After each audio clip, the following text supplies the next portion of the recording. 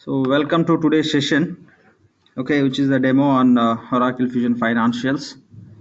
Before we get into this actual session, if you have any quick questions, you can ask me. We'll talk on that, then we'll proceed with the agenda for demo. Any quick questions on this course, please?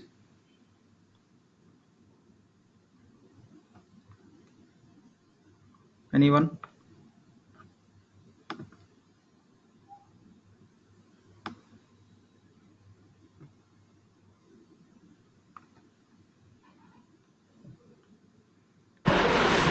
Hi, Laxman. So there is a lot of noise from someone, so just 7.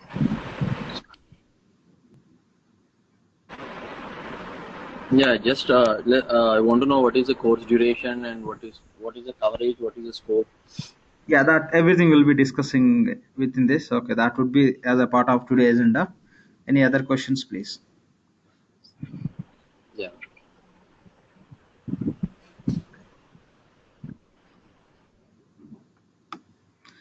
Any other quick questions?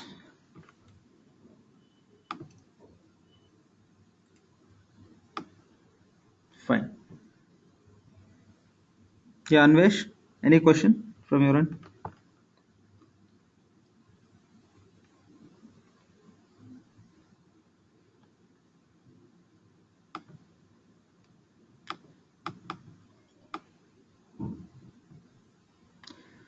Okay, seems to no questions as of now. Okay, we'll just look into the questions if anything from anyone. So we'll just get into the actual demo session. So as a part of demo, these are the few points I taken for the discussion. So first we'll talk about what is the Fusion applications. After understanding what is the Fusion applications, we'll discuss about the Fusion applications. So what is the difference between on-premise and cloud? And if we are going to implement any solution for client, so what are the different implementation models we have as a part of Fusion applications? We'll see that, and we'll understand about what is architecture in the Fusion, and we'll talk on few points how what would be the role of functional and technical consultants in Fusion application. Then finally we'll talk about the course curriculum which we designed for this training. So these are the few points I'll take you through in the today's session, and further sessions we have few more points. We'll talk on that respectively. Okay. Okay. So the first point: what is Fusion applications? What Fusion applications all about? So we know very well these are the top ERP products which we see in the market: Oracle E-Business Suite and JD Edwards, Siebel, PeopleSoft, SAP, and there are a few other ERP products which we can find in the market. But when you look at any ERP product, okay, take example of Oracle or JD Edwards, Siebel, PeopleSoft, SAP. Can you tell me which product is best for all the areas of business? I mean to say, like, take financial, supply chain management, HRMS, customer relationship management.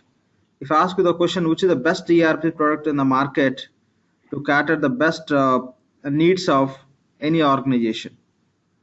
Okay, for this question answer, definitely you cannot name any one of the ERP. The reason is, so there is no one ERP in the market which will give the best solution, okay, for the different areas of the business. Okay, I can hear some noise from someone. If you don't mind, please mute from your end. If you have any question, you can unmute and you can ask me. Still I can hear some noise. Okay, general this we can get from the guys who are joining from their mobile device. Please recheck from your end, please. Still I can hear. Let me try from my end. Give me a second.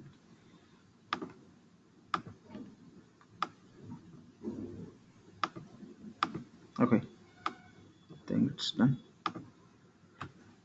So there is no such ERP in the market which will give the best quality of solution. Is the best solution for all the areas of the business.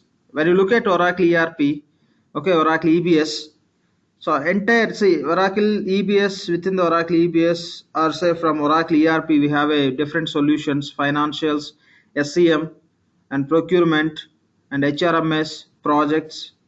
Many solutions are available, but out of that, the best solution from Oracle EBS is financials.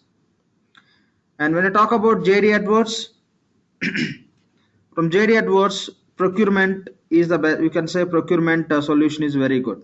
And when I look at CBIL, okay, it's a best for CRM. So JD Edwards will also offering other solutions also, but out of all the solutions which these products are offering, the best, there is a best piece of solution that we are talking about. When you talk about PeopleSoft is very famous for HCM, nothing but HRMS solution. When you talk about SAP, the best solution from SAP is primarily ST, sales and distribution. So this is how we have a different ERP products, and each product is specialized for specific business area. So if any client is going to implement ERP, which ERP they have to choose? Okay, which ERP they have to choose? That is a big question. If they go with Oracle, they can get financials as a best solution. But the same time, if they have a just kind of primary business focus is going to be on HCM related solutions also, definitely they cannot get from Oracle. In that case, they have to choose for their HCM solution, HCM, PeopleSoft, and procurement some other ERP product, which is a very challenging for any client. So for each and every solution, they cannot go with the different ERP products.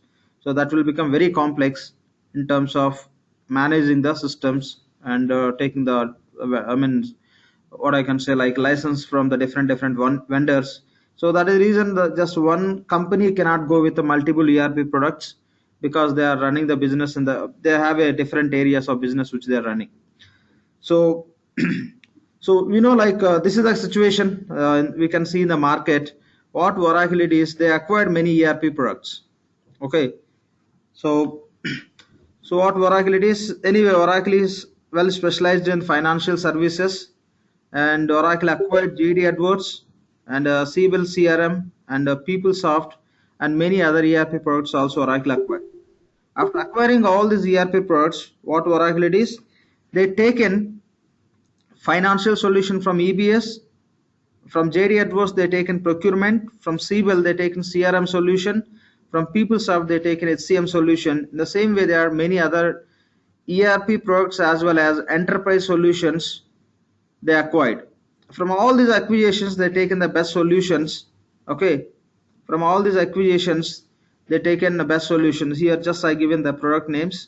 After acquisition, the JD Edwards became Oracle JD Edwards, PeopleSoft now, Oracle PeopleSoft, Siebel is now Oracle Siebel.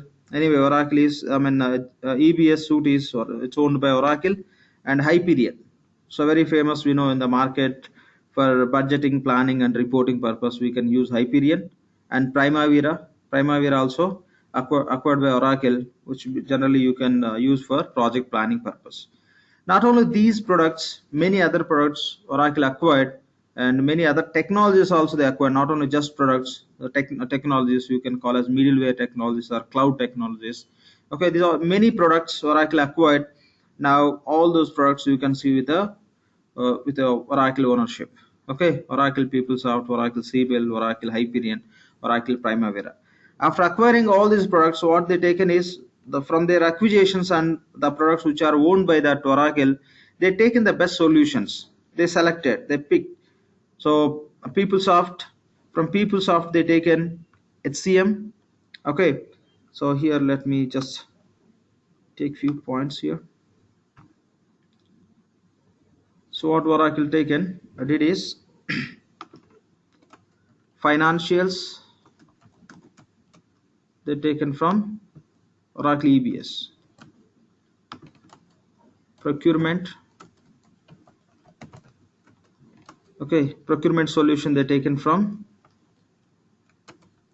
JD Edwards, and HCM, human capital management,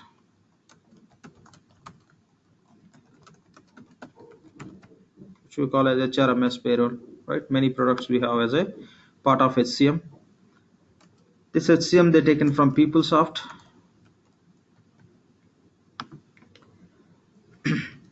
and they taken reporting CRM.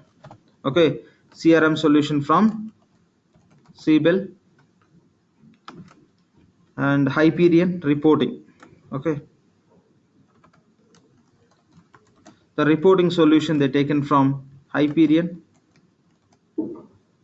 Okay, not only these, there are many, but just to understand the concept, you don't need to talk about each and everything. Just these are the few examples which gives the better understanding how the Fusion application is built. Okay, so when you look at EBS, we have all the solutions. We have procurement, SCM, many other products we have. But what Oracle did is, from EBS they taken financials, from JD Edwards they taken procurement solution, from PeopleSoft HCM, and from Siebel CRM, from Hyperion reporting, from many other ERP products and other enterprise solutions whatever Oracle acquired. They taken the best pieces and they built application called as Oracle Fusion applications.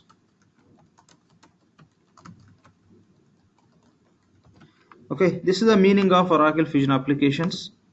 Okay, this is a very simple point. It's not like just from the one product they taken solution from the different ERP products. They taken the best area and they built on a ultimate application called as Fusion applications. Now if any client is going to opt for this Fusion application implementation, so we have to think they are going to have a best solution for their financials, procurement, HCM, and CRM and reporting. If they go with the only EBS, they can see the best solution only for finance. When you compare the procurement solution with JD Edwards, the EBS procurement solution may be a bit weak in terms of system, how it will be offering the solution to manage their business operations.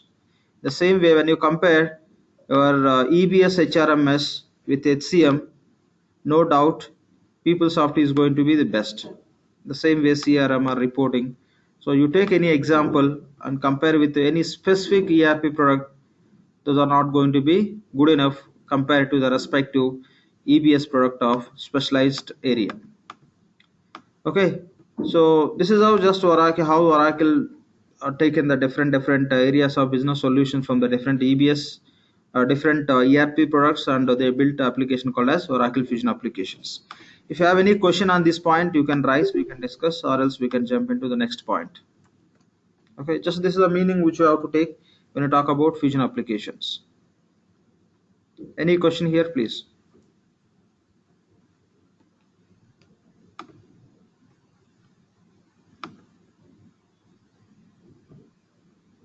Any question from anyone?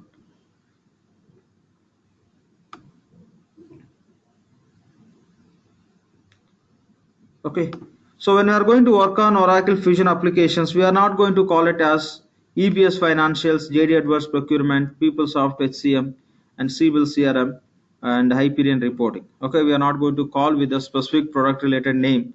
Simply we'll be calling as Fusion financials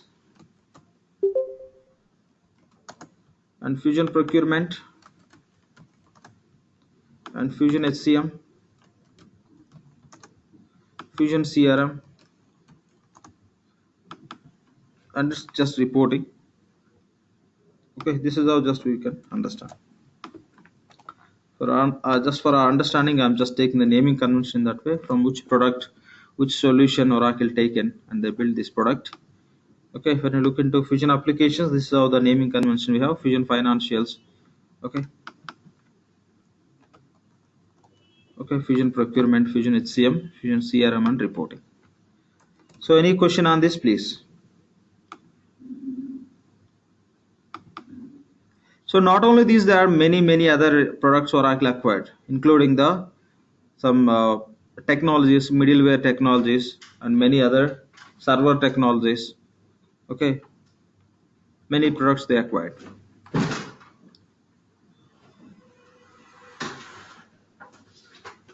Just give me a second.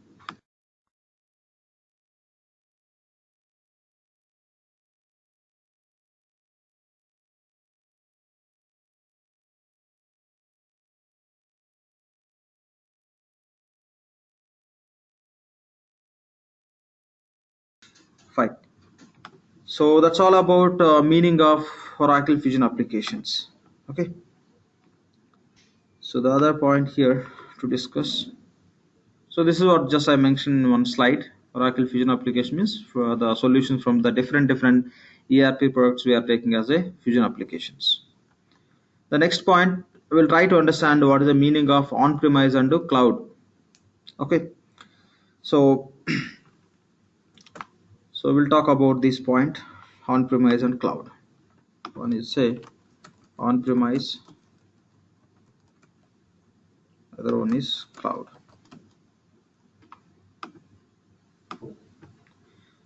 So what does it mean by on-premise? When you talk about the how we are going to manage the application, okay, based on that we can classify, okay, the server as, I mean, how you are going to manage the server, that can be classified into on-premise or cloud based maintenance. Okay, so when you talk about on-premise, what is the meaning of on-premise? Almost what are the EBS versions which you are implementing for the client, most of the, I mean, definitely you can see as on-premise only. That means in case of on-premise implementations, what we do is, so we'll take the license from the Oracle, right? In case of on-premise, so client will take the license from Oracle, and after taking the license for the product software, so client will buy the server infrastructure, they'll buy the server infrastructure, and the application, the software will get installed in that server, and the server will be maintained by client only. And to install the server and to maintain that applications, will have a DBA, and will have some technical team for network and other security aspects. Okay, we'll have a separate team, I can say the technical team. So they'll be managing the server, and we'll have a complete control on the server which is residing in our location. So that's how the on-premise will work. And when you talk about cloud, okay, when you talk about on-premise, what we are discussing, just on-premise means we'll have our own server. For that, there will be huge investment to buy the server infrastructure, and we should have a technical team to manage that server, to install the application or to take the backup of the application when we are running the system. And there will be a lot of cost is involved. And what is the best out of on-premise means we'll have a great security for the data. So we are going to manage our server, so we don't need to worry about data security. So again, the server complete entire product will be in our own our control. If you want to do any customizations, you can do it. And when you talk about cloud, what is the meaning of cloud? If you go with the cloud option, okay, on-premise means we'll take the license and we'll have our own server, and we'll have our technical team will be just taking care of the server, and we can have a complete control on the server, I mean to say on the product which we deployed in the server. And what are the customizations you want to do, you can do it, and there won't be any risk for the data which you are going to manage within that server environment. But when you talk about cloud, okay, so in case of on-premise, we have to take the license from Oracle. Okay, we have to take the license from Oracle. Where our applications are going to be reside? The applications will be residing, the software will be residing on the physical server, right? The physical server will be in our location. But when you talk about cloud, where our applications will be residing, the applications are not going to be reside in the physical server. The applications will be residing in the virtual server. Okay, with the cloud computing technology, what cloud computing company will do is, they'll be generating the virtual servers. The cloud computing company will generate the virtual servers. The what virtual servers will do is, where the virtual servers will be residing, the virtual servers will be residing as the internet as a source. So you don't need to just depend on physical server to maintain your applications. The actual server, actual physical servers will be managed by Oracle Cloud Computing Company or Oracle Cloud or any other cloud computing company. And based on that physical servers, what the company is owning, they can generate the virtual servers. The virtual servers will be residing in the internet. That means when you compare with on-premise, okay, cloud with on-premise, in case of on-premise, we'll have a physical server. In case of cloud, there won't be any physical server. The physical server we cannot see in cloud case. Here we'll be having virtual server. That is the first difference. And where on-premise server will be located, that will be residing in our location. But when you talk about cloud, the virtual servers will be residing in the internet as a source. Okay, that will be part of internet. You don't find in specific location. And other point is, when you talk about on-premise solution, you have to buy the license. You have to buy the license for the product. But if you go with a cloud offering from Oracle, you don't need to buy the license from Oracle. Just you have to take the subscription. You have to take the subscription. You are not going to have a complete rights on the product which you are going to use. We'll talk on that more detail level. And in case of on-premise, you can do the customizations whatever you want to do. But in case of cloud, there will be some limitations. Again, customizations are possible. That depends on which option you are choosing from Oracle. Okay, so these are the points. And one more important point is, so in case of on-premise, you have to buy the server infrastructure and you have to install. But in case of cloud, you don't need to buy any server infrastructure, and the complete solution will be offered by Oracle only. Just will be using and will be paying. And another point to understand here is, in case of on-premise, okay, so you'll have a complete control on the server, whatever the software you are taking the license. But in case of cloud, that depends on which model of option you are choosing. That points anyway we are going to discuss on that. So here just simple point I'm trying to say, what is the simple difference between on-premise and the cloud? Normally that EBS, okay, the EBS applications we are running on-premise only. And here fusion applications, most of the fusion applications if you see in the market, the clients are running on cloud. Not only this, best example for cloud is we have a Salesforce. Okay, there are many other work there are many other products which are running on the cloud base. So on-premise and cloud, just these are the simple points to understand. If you have any questions on this, please. Hi, Laxman. Yep. Do we have, what about the safety? Actually, on premises, we have to store ourselves within our virtual machine. But the cloud is, we have to save the data at Oracle side, right? Correct. On-premise means, yes, we Um, have our physical server and we'll have our own team and they'll take care of the data security. Yes, when you talk about cloud, yes, in case of cloud, we are not going to have a physical server, whatever the client information, okay, very sensitive information or whatever you call, that information will be stored in the Oracle servers. And when you talk about data security, yes, they are taking, safety measures like how they can secure the client data. That all Oracle is taking care of that. Because of that reason, only many of bank clients also started using the cloud application. So client no need to worry about data security. Okay, Oracle is just make sure that you'll have enough security for the data, which is going to be there as a part of their servers. Okay, so that's the reason most of the clients are showing interest to go with the cloud. Okay, so yes, there is one view where what about data security for their company data, if they are going to trust some cloud computing company and they are going to start using the services.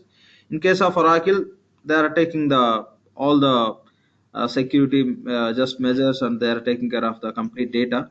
They'll make sure that there won't be any risk for the data which is going to be stored in the Oracle servers.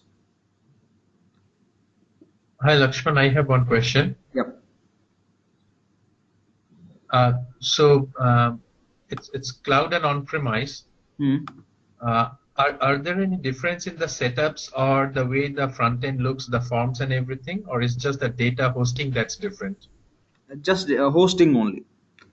The Okay. application where we are going to host the application. Yes, when you say application, definitely application means we use application for hosting the data only. But generally, let's call it as application or product. Okay. That's it. No difference. No difference. Okay. There will be few differences that we are going to talk about. But in setup point of view, no, when you go with on-premise, you'll have a full permissions. But when you go with the cloud, based on which option you are choosing. Within the cloud, we have a different options. Based on our requirement, you can choose. That makes slight difference. That we are going to talk about. Okay.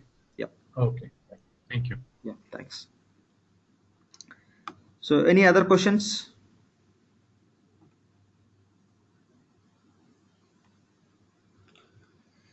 Here, only the simple point is, okay, now let me talk about this. Say I'll call it as, I'll name it as Oracle Fusion Applications. Or instead of calling as applications, let's go with the specification as financial, Oracle Fusion Financials.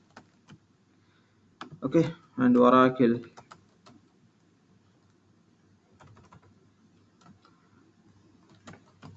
Fusion.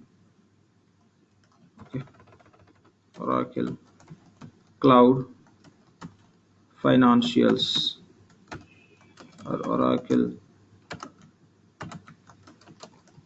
Cloud Fusion Financials. So what is the difference between these two? It's very simple. So the product wise, we have a product from Oracle Fusion Applications. The Fusion Applications we are going to run on the on-premise server that we call as Oracle Fusion Applications. The same Fusion Applications, if you are going to use with the cloud model, that you can call as Oracle Cloud Financials or Oracle Cloud Fusion Financials. So this is what we have to understand. There is no much difference between the Oracle Fusion Financials and Oracle Cloud Fusion Financials. So only the meaning you have to take from here is, so where you are running that applications, where you deployed in on-premise server or cloud server, virtual server. You are maintaining these applications on-premise server, or physical server or virtual server. Based on that, you can give the name for that, whether that is Oracle Fusion Applications or Oracle Cloud Financials or Oracle Cloud Fusion Financials. So this is a simple point we have to understand. So based on the deployment only. Okay. So any other questions here, please? Laxman, Yep. Yeah, I got a question. This is Sachin. When you say cloud, that means we are sharing our data, customers sharing their data with Oracle, and they are being hosted in the virtual server, right? That's what you're saying. So is there any limitation as far as the volume of the data is concerned? For example, some customer might have huge volume of data. So are there any limitations, or does Oracle charge differently based on the volume of your data? No. There is no subscription based on the volume of data. Till today, only the subscription works based on the number of users. Okay. So it doesn't matter how many transactions any customers would be having. No. Some customers would be different than other one, right? No. Yes, that's true. But that kind of subscription is not there so far. Okay. So only the subscription here, it's like user-based subscription only, not transactional-based subscription. Okay. Yep. Got it. Yep. Okay. Any other questions? Laxman, can you hear me? Yeah. Okay. So my question is, when you have your on-premise, typically we are responsible for patching and upgrading. During cloud, in cloud installations, who is responsible? Is Oracle doing that, or are they going to charge it to the customer, the client, or how do they do the patching and upgrading for anything? That I'll be covering in the same session and maybe as the next point. But anyway, let me answer as a quick for your quick question. See, in case of cloud, that will be done by Oracle. That is a simple point. I'm going to just give you. I'm going to run through you one slide which gives the good information about on-premise and cloud. What we will do here in on-premise, in case of cloud, how it makes the difference, what Oracle will do, and what we no need to do, what are the advantages and the disadvantages. These points will come across. But to answer to your question, yes, that all will be done. But in case of on-premise, we'll take the responsibility. If any patch Oracle is suggesting, yes, we'll be applying. We should have a DBA to apply the patch. In case of cloud, the patch application will be done by cloud team. We don't need to have a DBA. And in case of upgrade, if you want to upgrade from older version to current version or latest version, in case of on-premise, we should deploy a team to do the upgrade activity. But in case of cloud, so here again two options we have. One is Oracle will do. Other option is we should have a resource will be helping for that upgrade. That points we'll discuss in which case how it works. Okay, but just to make it very simple, upgrades and patching will be done by Oracle only in case of cloud, but we'll get into more detailed information. We'll see that. Any other questions on these 2 points, please?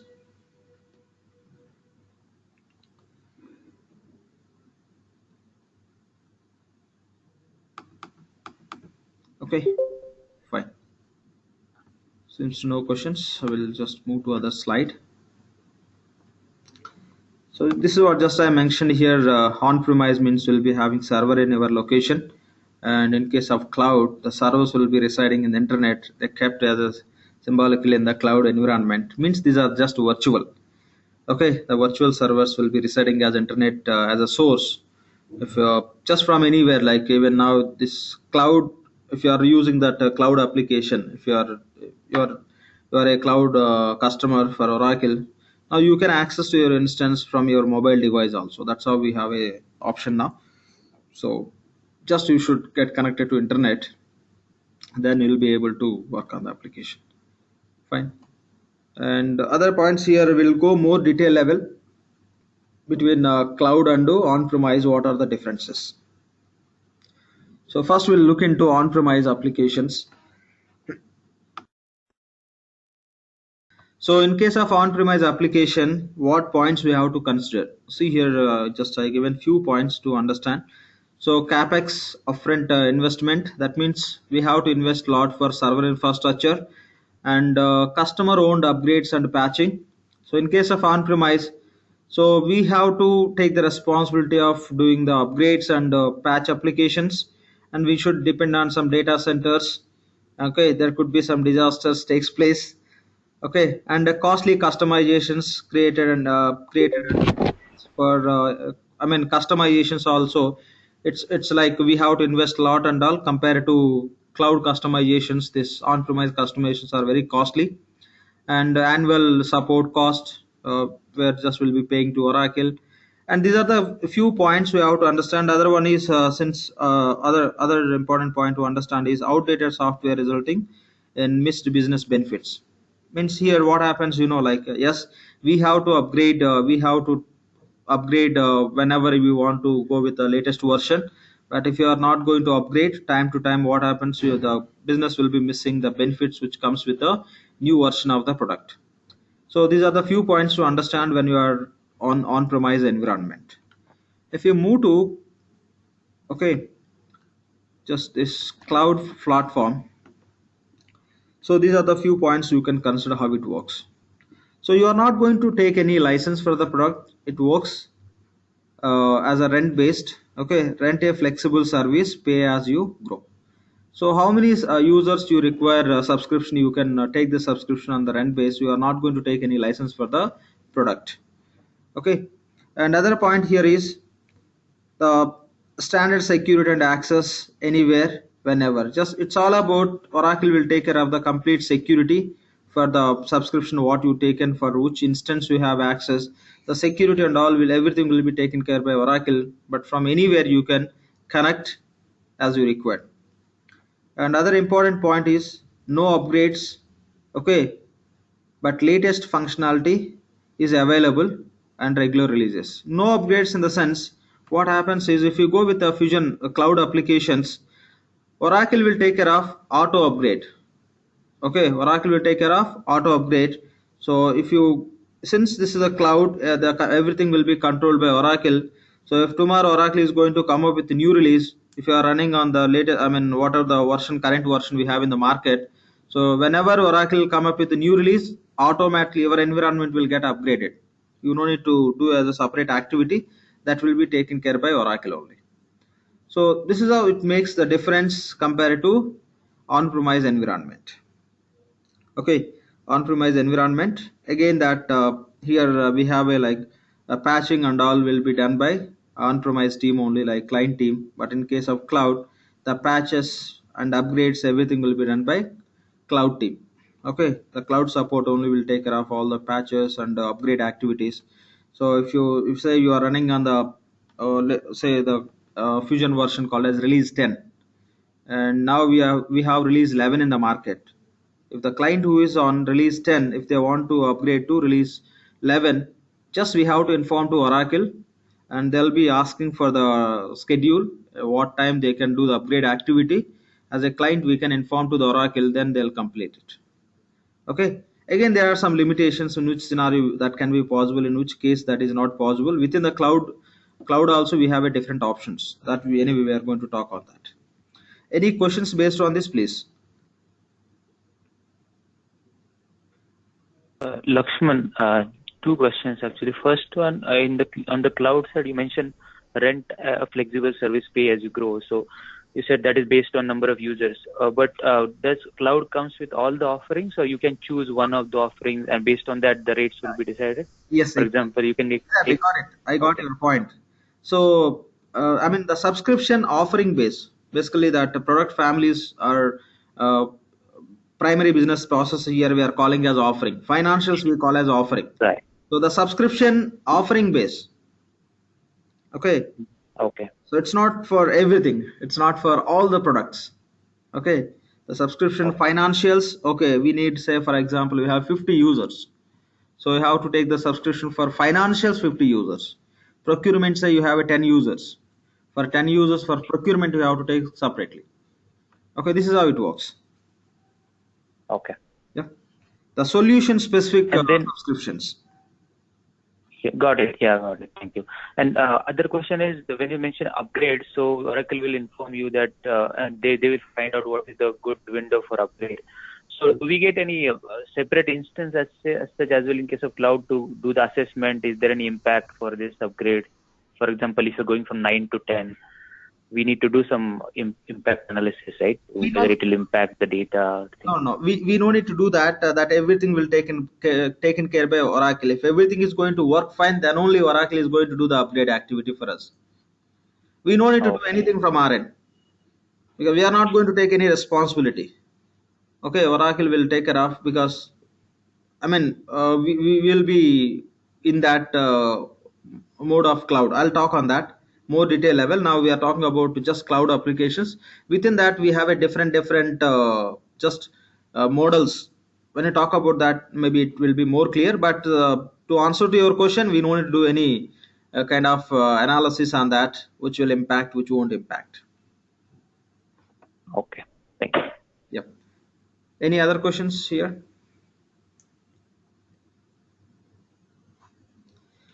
Okay, we'll move on to next point. Here, see, we are talking about cloud applications. When you talk about cloud applications, there are the three options are available within the cloud, which we are calling as cloud services, or cloud deployment model, or adoptions. Okay, so fine. So we decided to go with the cloud. So we don't want to buy a server infrastructure. We don't want to take the license for a product. We don't want to have a technical team who will install and who will be managing everything. And whenever new release comes into the market, we are not interested to go with our own upgrade activity, and we don't want to do the patches, etc., etc. We are not at all interested to take this sort of risk. So we decided to go with the cloud services. Okay, we want to take the product with a subscription based user, for each user how much subscription, there will be separate fees, and we are ready to go with that.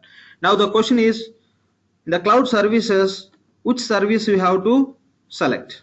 We have three options here. One is SaaS, second one is PaaS, third one is IaaS. Okay, SaaS, PaaS, IaaS. What is the meaning of this SaaS, PaaS and IaaS? We'll see that. Okay,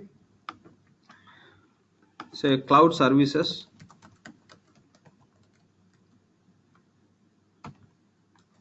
Let's say adoptions,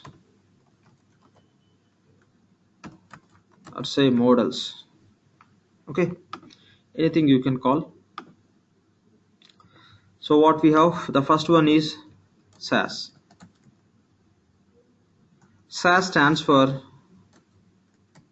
service as a software. Software as a service.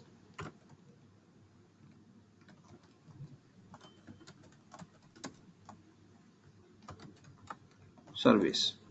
SaaS stands for software as a service. And when you talk about PaaS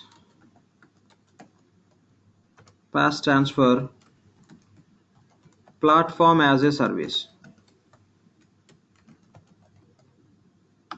The third adoption or model is IaaS. IaaS stands for infrastructure as a service. Okay, these are the three different services or models or adoptions are available from Oracle. So what is the difference between these three? So, to make it very simple, if you choose SaaS model, okay, if you choose SaaS model as a part of cloud, so you are going with the cloud option, within that you are choosing SaaS. So in that case, customizations are not possible.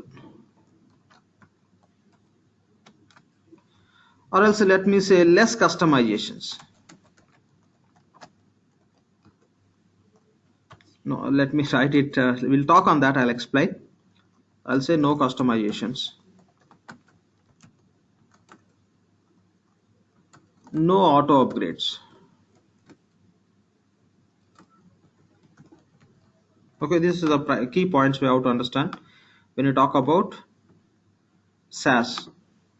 If you choose SaaS option from Oracle as a part of cloud solutions, cloud services, so within the SaaS environment, you cannot do any customizations. You can do some personalizations. Say for example, you want to develop one function in payables or receivables. So in the SaaS model, Oracle is not going to give you the option to develop any functionality. If you want to create our own report, some custom report, you can do that. That is a part of reports. But functionality related features you cannot customize in case of SaaS. The other option is, okay, sorry, this is auto upgrade is possible. Here we are talking about SaaS, right?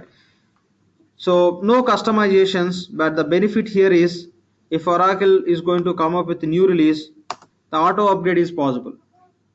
You can upgrade from current version to latest version.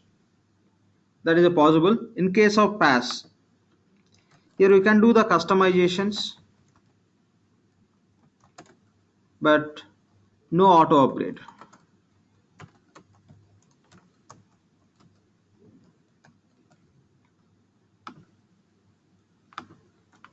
Here also same, but there is slight difference. We'll see that anyway. So these are the points you have to understand. If you choose, your client is going to choose cloud as a SaaS model. So in the SaaS model, you cannot do any customizations. What you can do, you can create the custom reports, but not custom functionality. Okay. And since you are not doing any customizations related to application functionality, when Oracle comes up with a new release, the current from you can easily you can upgrade from current to latest version. In case of PaaS model, platform as a service, Oracle will provide the platform which allows you to do the customization as per your business requirements. But since you are doing the customizations, simply that environment cannot be upgraded to the latest version. If you want to, like in the on-premise also, you'll do your own customizations and all. When we are upgrading to the next version, you have to take care of all the customizations. Which customizations are invited by current version, which customizations cannot be accessed by latest version, which points you have to consider after doing the upgrade, what changes you have to do, everything you have to consider. In the same way, in the PaaS model also, Oracle is going to provide the platform where you can do customizations as per your business requirement. Since you are going to have a customizations in that product environment, it's not possible to convert that environment to, that cannot be upgraded automatically with the help of Oracle. And in case of IaaS also, infrastructure as a service, here also like Oracle will give the platform to do the customization. Apart from that, Oracle will give option to choose the infrastructure also, that we'll talk on that. Here also no upgrade possible. These are the primary key points we have to understand. If there is a client who are looking for, whose business require huge customization, then only the option they can choose is PaaS model. Now in the market, if you see, so more than 90% of clients are choosing SaaS model only. The reason is the auto upgrade is possible. And there is a one negative point. The customizations are not possible if they go with the SaaS model. But still their expectation is that if the so-and-so function or feature is not available in the current version, that will just come out in the next release. That's how they are planning, and they are moving with a SaaS model. Okay, that's just, these are the very simple points to discuss. If you have any specific questions on these points, you can raise. Any questions on Okay, these? Laxman, Yep. if a client is heavy on customization, Hmm. okay, and he chooses PaaS, so does the client need to have its core team for upgrade, like a DBA and stuff? No, DBA not required. So Oracle will help for the custom, or Oracle will help for the auto upgrade, but you should have a team to look after which customization. Customization. They have to do the analysis. They have to do the analysis in this current version. Okay, this is how the functionality works. In this latest Okay. version, this is how it works. Is there any difference? So they have to make a note. See here, when we are doing in 11.8 to release 12 upgrades and all, what Yes. points will be focusing related to customizations. Yeah. Those we have to make a note after completing the upgrade and all. We have to just go and do the required changes. This and all we have to take care of. See, so you have a like a pass model. Oracle will do auto upgrade. Oracle can do it. Oracle will do auto upgrade. But what are the customizations you did? All will miss. Those won't be working in the latest environment. So that is the reason you should have a team who will take care of that changes, updating, and wherever required. So that is the reason Oracle is not going to do auto upgrade. They can do it. After doing, there is no guarantee it will be working as is how it was working in the previous version. Okay. So Oracle So do the customization. Okay, but only the thing is, it's not auto upgrade. Once you, why we are calling as auto upgrade means, in case of SaaS, once I'm informing to Oracle saying that please do auto upgrade today. Okay, I given the time today, just today, like when users are not going to work on the server, they'll do it. It's say today it's scheduled evening time. Okay, say for example 10 p.m. IST, it's scheduled. By tomorrow morning, I may hear the news from Oracle saying that upgrade activity we completed. Now blindly we can inform to the users, you can start using the application. I no need to go and check anything. Okay, Okay. because no Okay. customizations in that environment, nothing is going to get disturbed. Everything as is standard product. But in case How of about the reports? The reports, can we customize reports in case of SaaS? SaaS, yes, it will be moved as it is. We don't need to worry about it. Okay. It will move somewhere, some functionality changes that will reflect your report. In that case, you can Right. go to BI reports and all. You can change that respective parameter and all. It's not a great challenge. See, when you say report, it's not going to touch the functionality, right? It is going to be separate Okay. packet. So just to fetch the data and to display based on the availability, right? So it doesn't disturb the flow or functionalities. That is the reason that we don't need to worry about it. Even you have a custom reports, the auto upgrade will support for that. If any changes you have to do, you can do it. So in what cases will client go for IaaS? Yeah. So here I'll show you the slide and we'll talk about that. See here, in Sure. case of SaaS model, you will get access to only application to use it. You'll get access to application to use it. And in case of Okay. PaaS model, you'll get access to application to use. At the same time, you'll get a option to do some customizations. You'll get an environment, application customization environment also you'll get. The customizations will support. Here, in case of PaaS, just you'll get access to application to use. Here, in PaaS model, you'll get access to application to use as well as to do some customizations. But in case of IaaS, you'll get access to use applications. You'll have, in addition to that, you'll have access to do some customizations. Apart from that, you will have access to database also. Okay, I'll have a simple slide here which will talks about what is the difference between these three. Let me take you through that. Okay, but these three options we have: SaaS, PaaS, and IaaS. You see the slide. So SaaS, PaaS, and IaaS. See here. So in case of SaaS, everything will be managed by vendor. Here vendor is nothing but Oracle in our case. So application, security, database, operating system, okay, virtualization, server, storage, network, data center, everything will be managed by Oracle only. But in case of PaaS, managed by us. Here managed by us is nothing but here we can manage the applications whatever you want to customize. The customized applications you can manage. That is the meaning of that. Okay, and anyway we'll have a full rights to the applications what we are going to get from Oracle as a subscription. Okay, so we'll have a control. We can manage the applications, means we can do some sort of customization. That is the meaning of managed by us. Only applications, okay, they'll give the platform where you can do the customization as per business requirement. Rest of everything, you cannot have any control on this. The data, the security or database, operating system, virtualization, servers, storage, network, data centers, all will be managed by vendor only. Just they'll give option to us, privilege to us in case of pass model, to go and do some customizations which is related to applications. Here there is no access for anything, just you can use the applications. And in case of IAS, so we can manage applications as well as application related security and database. The rest will be managed by Oracle only. These three can be managed by us. Okay, so very big clients may go with IAS, but so very small clients who don't need any customization, they can go with the SaaS, and mid-sized clients can go with the PaaS, where they need some minimum customizations, and they want to come up with a lot of security related requirements and database maintenance and all, where they can just increase large volume of the data, and the different reasons they may go with this IAS model. Okay, so this So, is a simple. Laxman, Yep. a question here. When we are talking about SaaS, PaaS, and IaaS, so like in an enterprise world where we are integrating with multiple hundreds of other applications, so which model is best suits for the for keeping the integrations in mind? So see, integrations are supported by these three models. Okay, integrations are supported by three models, no doubt, because we have a middleware. So you go with the SaaS or PaaS IaaS, you can integrate. You can integrate with other applications, and you can bring the data into this application, or you can move the data from this any one of the environment to other applications. That is possible in three cases. Okay, only we are talking about customizations. So prime here key point we are highlighting is customization, where it is possible, where it is not possible. And other point here is, in case of SaaS, yes, you can use that standard product how it is available.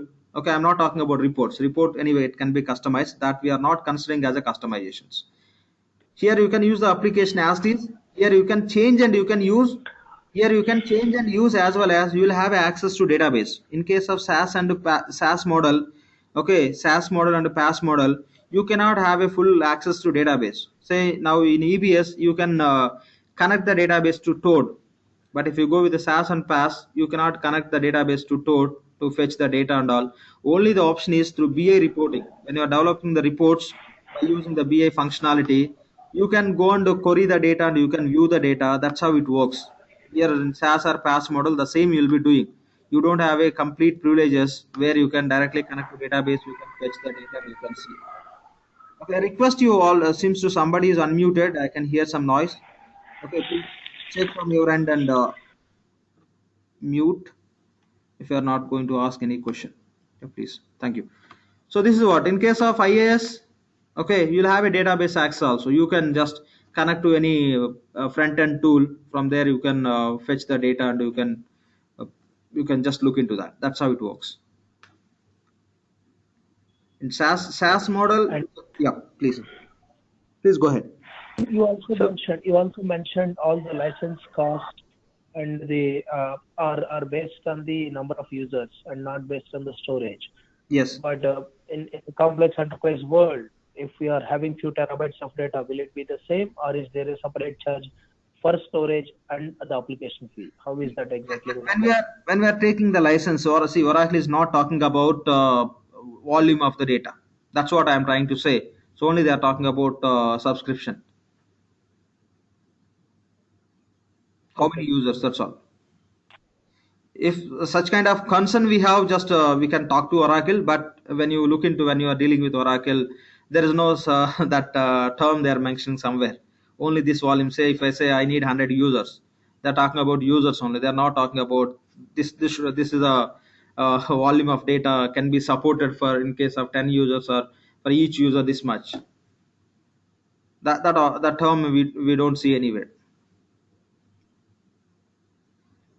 Okay. Hi, Laxman. Yep. Hello. Do you Yeah, hear please. me? Yeah, please. Yeah. How database differs from EBS to Fusion, or still we use the same database, or? Yeah. Here, yeah, when I talk about database, we have same database, Oracle database, the backend, and on top of it, we have additional another database also for reporting purpose, which we call as S-base, Hyperion S-base. That is another database we have, which is a multi-dimensional database. You know, in Oracle database, the total data will be stored in the form of tables. Within the tables, and columns. But in S-base, the data will be stored in the multi-dimensional cubes. When we are working on reports, I'll explain that, but to answer to your question, this is a point. Along with Oracle database remains same as how it was there in EBS, but in addition to that, we have a one more database called as S-based database, purely which will support for reporting requirements, reporting purpose, I can say simple. Okay, so in all these models the database will be maintained by us.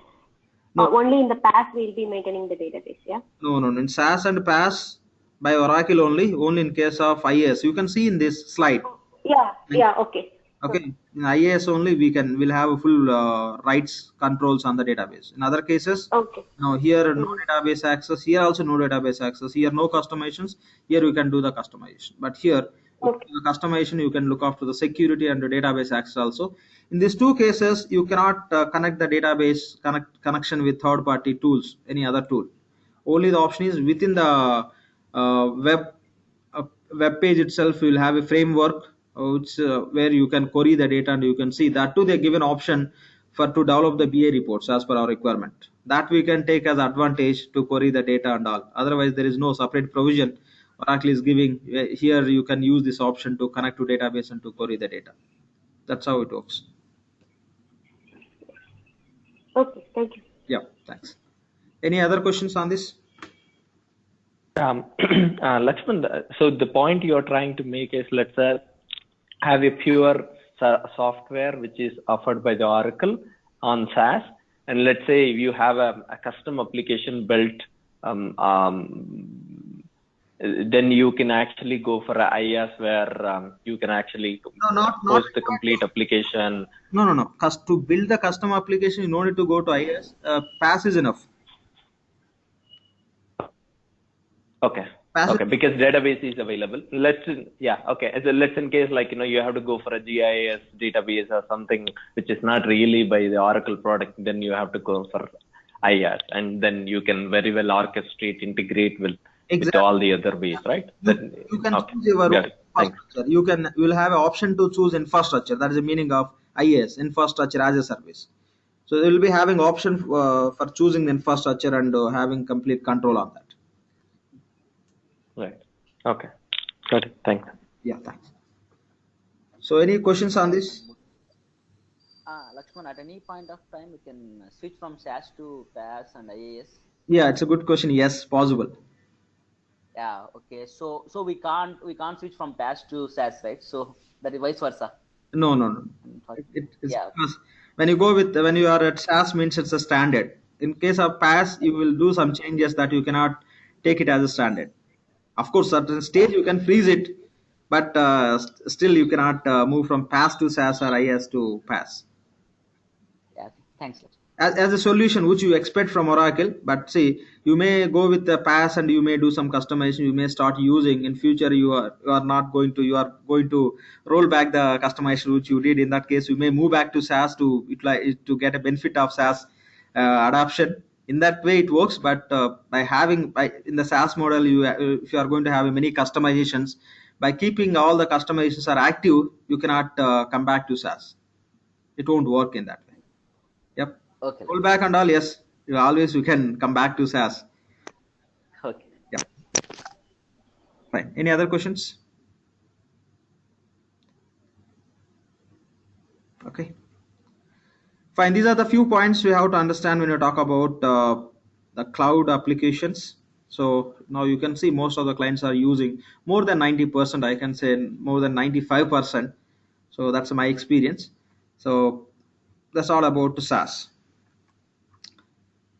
And the same I just mentioned over there, what is a Fusion Financials or cloud. If your financials, Fusion Financials are going to be part of your on-premise server that we call as Oracle Fusion Financial Applications, whatever the Fusion applications you take in the subscription from Oracle, if those are going to be part of virtual machines, then those you can call as Oracle Fusion Cloud Financial Applications. There is no difference, as there was some question like when you are working on the application, you don't see any difference. In case of on-premise, you'll have a complete privileges to play with the application. In case of cloud, so there will be certain restrictions, but the certain restrictions are not going to disturb our work, what we are going to do as a consultant in terms of configuration or process. Okay, so beyond that, there will be some limitation, but as a functional consultant, what setups we have to do and what process we have to test or what we have to present to the client, there you don't see any issue with that. So other point here is of these three models, which one is the most popular? The first one, SaaS only. SaaS. Which one is the most popular model? SaaS only. SaaS only. Because even in the past, the customizations are possible. The negative point what clients are looking at is the auto upgrade is not possible. That again, that will become challenge for them. Okay, they'll just miss the new features what Oracle is going to release from version to version. So that is the reason most of the clients are using SaaS only. Okay, if we are upgrading to SaaS and in order leveraging the middleware for all the integrations, so will it be taken care by the or taken care by Oracle, or is it something that client has to do? Okay, think always upgrade means it happens to your application. Okay, middleware is a completely separate part from application. Now I'm going to talk about the same application architecture. Then we can see the point. It's a middleware. It's again separate space. Okay, so if you upgrade your application related, everything will get upgraded. And middleware part, once you upgrade, see middleware it's just connectivity. So you want to connect from AP, you want to pass some data to some third-party systems. So from AP you will be just using the middleware as an agent to pass the information from our accounts payables to some third-party system. That's how it works. So we don't need to consider middleware in case of upgrades. Okay, the technical upgrades can take place, but those won't impact the integrations which we build through middleware. Basically, we'll be using the SOA, service-oriented architecture, for this kind of integrations.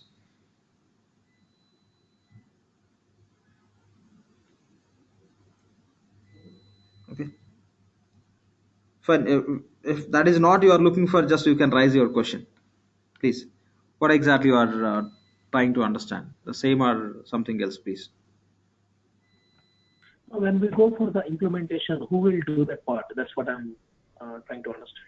Okay, good. Okay, you are talking about third-party integrations we will do, right? Yes. Yeah. We should have a SOA consultant. Okay. So is it client responsibility, or will it be covered as part of the contract with Oracle? No. It's a client responsibility. Okay. Yeah. That's what I'm trying to. Yeah. So that's a client responsibility because that is our business requirement. So that's our business requirement. Okay. So when you're doing that, if you need any support, Oracle will help since there is some support team. Only that is a point you have to consider. Rest should be done by us only.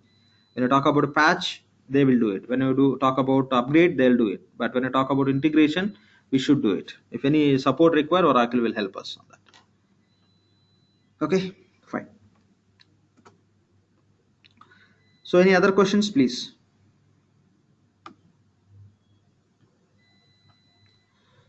Okay, now we'll talk about Fusion architecture. So when I talk about Fusion architecture, when I talk about first EBS, we have just applications, right? And we have a database. So in the when you talk about applications, say let me call it as EBS applications, and database is Oracle database.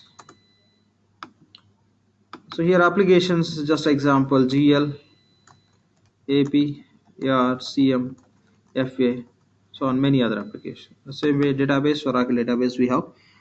So I will do the required setups and we'll start entering the data that directly that particular application will get connected with the database with respect to schema. Data will get stored within that. If you want to do some integrations and all, what we do directly will connect with the application. We know in EBS, if I want to do any other application with the other application, if I want to integrate any third-party application with the AP, directly will integrate with AP only. There is no other technique or technology which will be using to integrate third-party application with this accounts payable application through other interfaces. Now directly we'll build a sub interface that will be connected. Say for example, if I want to load the open invoice I want to import it AP, we'll directly build a sub interface. The sub interface will connect with the standard open interface called as payables open invoice interface. That's how the integration will take place. But in the Fusion, it won't work in this way. The Fusion, what happens is, when you talk about Fusion architecture, we have a Fusion applications, okay, and we have a Fusion middleware, and we have a Fusion databases. Okay, so this is the architecture we have. On the top we'll have applications, and bottom you have a databases. In between we have a middleware. So whatever you do whatever you do within the applications, okay, those will be controlled by,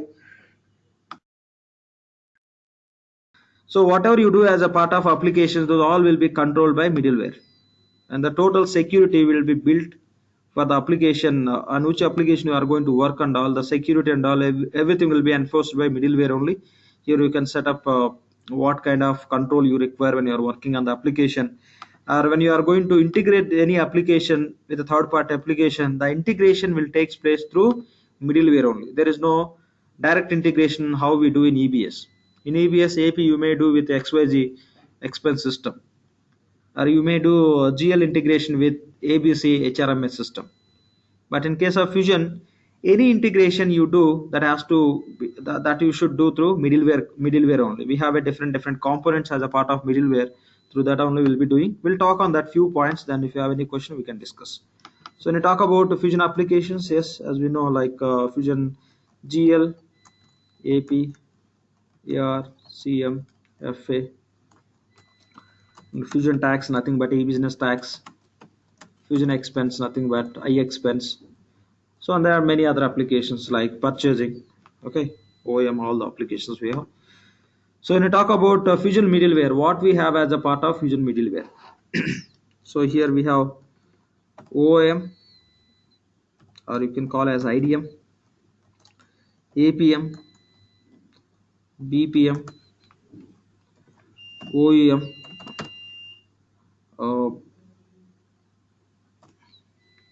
UCM, not OEM, UCM, Universal Content Management.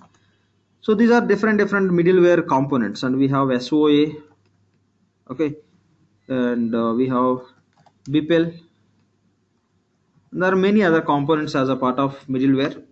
And when we talk about Fusion databases, we have Oracle database, and we have Space database. Okay, so this is how you can find the middleware. Okay, so applications we no need to talk on this much. Okay, just some naming conventions you may see as it's slightly changed. In EBS, what we call as EBT, e-business tax, here you call as Fusion tax, and Fusion expense, nothing but I-expense as per EBS.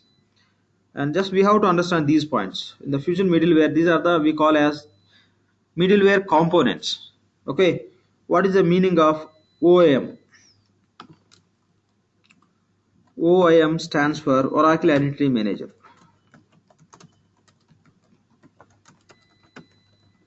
The Oracle Identity Manager only you can call as IDM also. Both are same. IDM stands for Identity Manager. So what is the use of OIM or IDM? In EBS, we have a system administrator responsibility. Okay, with the system administrator responsibility, what we can do is we can create the users. Okay, we can create the users and we can assign the responsibility to the users, and we can set the passwords and password related policies, and we can create the custom menus, right? And custom request groups. All activities we can do from the system administrator. Equal to the system administrator, we have OIM or IDM.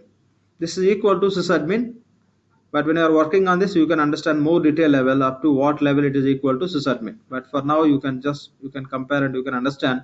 So in sysadmin EBS, we have a sysadmin. Equal to that in Fusion applications, we have OIM or IDM. Generally, we call as IDM. Okay, so even that is you can use OIM, but generally we call as IDM.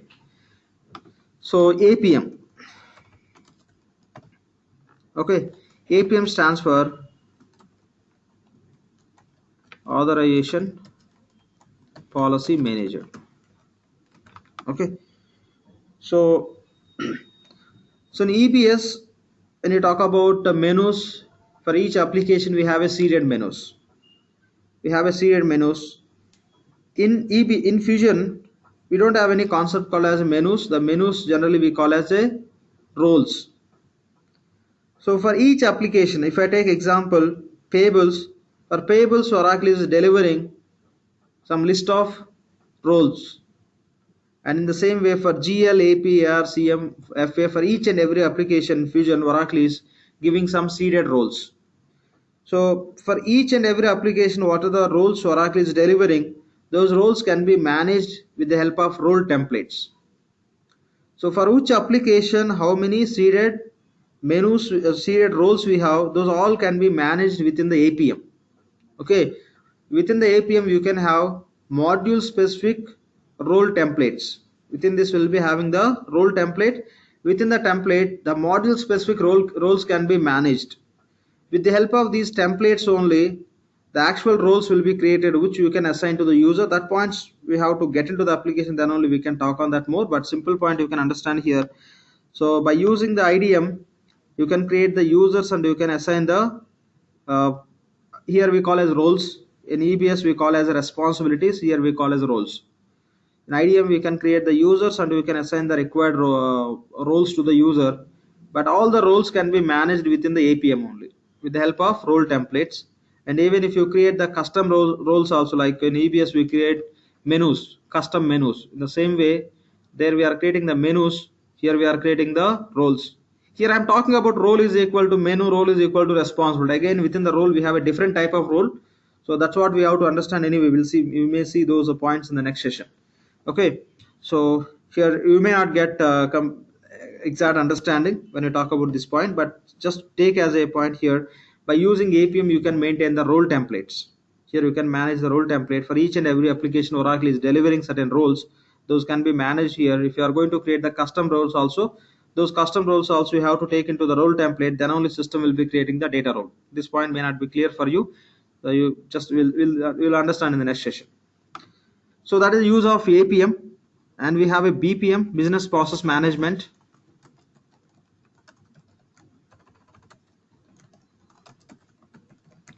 Okay, business process management, it's nothing but as per EBS AME, approval management engine. Okay, so if you want to set up any approvals related to purchasing, or if you want to set the approvals for invoicing or any other approvals, you can set from AME and EBS.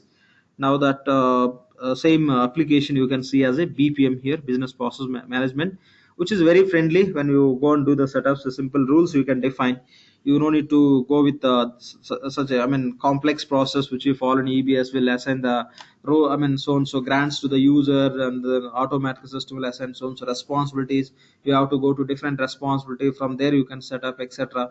All these setups you don't need to do it. In Fusion they're simplified, and it's you can set up roles however you can set up rules however you require as per your business requirement. It's a very simple solution. Okay, anyway, we'll be working on this BPM also. We'll be setting the approvals for invoice approvals, purchase order approvals, and journal approvals. All will be setting. Okay, for purchasing AP and GL. For these three applications, we'll be working on this BPM so that we can understand how this works and how roles can be defined, how these are simple when you compare with EBS. So this is also part of middleware only. The same way we have a UCM, other component as a part of middleware. It's nothing but universal content management. Okay, this UCM can be used for data imports and exports. Okay, if you want to load the data into our Fusion application, the data will be loaded through UCM only. If you remember data conversion concept, okay, in EBS, if you want to do the data conversion or data migration, what technical people do is technical people will build staging tables. Okay, they'll just get all the data, they'll convert into respective format, flat files or CSV. The data, they'll be, by writing a lot of coding, they'll be extracting the data from the templates. Okay, and that they'll be loading into uh, staging tables. There they'll write a lot of validations. From there they'll move the data into interface tables. From there they will import the data into base table. This is the process we'll follow. In that process, what technical people are doing, they are building the staging tables. Okay, staging tables, equal to staging tables, we have a standard solution from Oracle. By using this UCM, universal content management, any data you can load into this. Okay, there are predefined validations Oracle defined. By just passing those all the validation, the data can be moved into targeted based interface and interface to base tables. We'll be working on that in Fusion. What happens, what I can say is open transactions and master data, all you can load into the system without any technical support. Okay, we have a FBDA templates, file based data import templates. We'll collect the data into that. With a single click, we can convert the entire data into CSV format. Okay, the files we can load into UCM. By submitting one program, you can populate the data in interface. By submitting another job or program, we can import the data into base tables. If you want to load the suppliers data, say it's a 5 minutes job. If you have all the data which is properly client provided, just within 5 minutes you can load all the data into base tables of the respective data. So this is all we can do through UCM only, universal content management. And the same way you have SOA, service oriented architecture. Basically the service oriented architecture we can use for data integrations, I mean third party integrations only. Within that we have a web service and connectors. Okay, the different services are available in SOA, service oriented architecture. So any third party integrations we have to do, that you have to do through middleware only. In the middleware we have one component called as SOA. And if you want to do any kind of BPM, business process management approvals, if you want to build your own, see, like in EBS, we can create our own workflows. The same way here, the same solution you can see as a BPM. The BPM, if you want to create your own custom workflows and all with the help of BPL language. This is a BPL stands for business process execution language.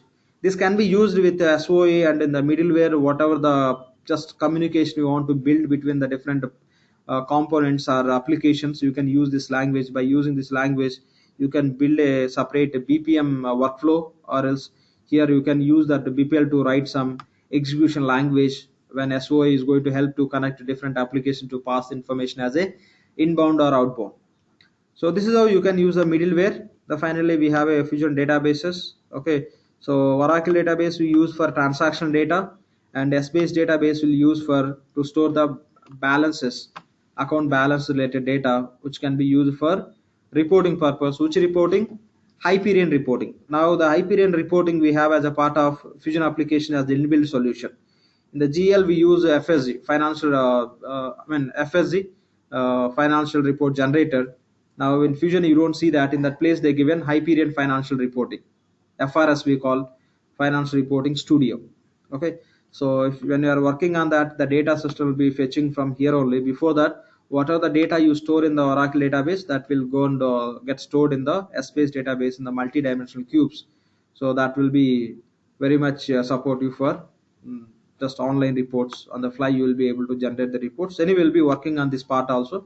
At the time we'll discuss more and more, and we will look into that more detail level. So these are the few points you have to understand when you talk about Fusion architecture. Okay, the application tier and middleware tier and database tier. These are the three we have. This all comes under middleware components. These all we call as middleware components. The entire application, that the third party integration will take place through middleware only by using the respective component. And if you are going to work on these applications, the controls, the security, complete security, you can build with these applications only.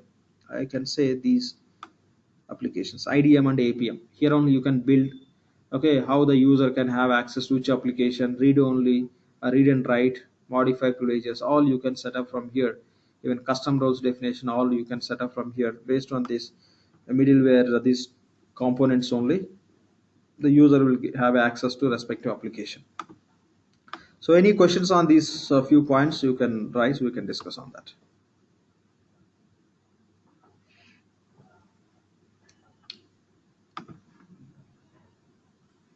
Any questions on this? So going forward, definitely we have to touch.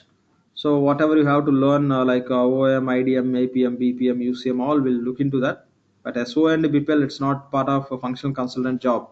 So, but I'll just take you through the basic flow, how they do and all. Just I'll present a few slides related to how the integration takes place. But we cannot do that. That's not our job, and we never do that. So I'll just give you the good information for your better understanding. So any questions on this future architecture, you can just write that point, we can talk on that. Any questions here?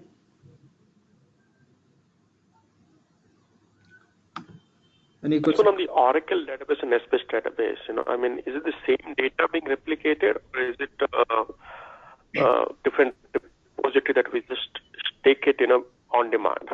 Okay, yeah. See here, when you talk about the Oracle database, that transaction which you record in, say for any application, it will go and sit as this. But when you talk about, see, after any question, if you can mute from your end. Meantime, I'll be answering still. If any cross question, you can unmute and you can ask me. Yep, fine. Thank you. Fine. So in Oracle database, what are the transaction you record that will get stored as is? When I talk about Essbase, the complete information is not going to stored in Essbase database. So say as per Essbase, okay, take simple example in Oracle database. Say for example, you are recording on journal. Okay, so journal will have a header information. Okay, so batch, it will have one column in the database, batch name and journal name, and each and every field which you see in the front end, for everything will be having a column in the database. But when you look at Essbase database, the Essbase database, there won't be any table. So what is the key information out of your transaction? The respective dimensions will be there. As a part of journal, you will have a currency. Currency you see as a one dimension in Essbase database. Okay, and you will be having accounts. Okay, you will have a segments. Okay, each segment system will take as one dimension, and period it will take as one dimension. Okay, so balance types, actual, encumbrance and budget, it will take as one dimension. Just system is not going to take what is your batch name and journal name and other fields which you see as a part of journal, which is the key information which is really required to generate the reports. So that information only it will be taking as a dimensions. So the balances will go and store in the space based on those dimensions only.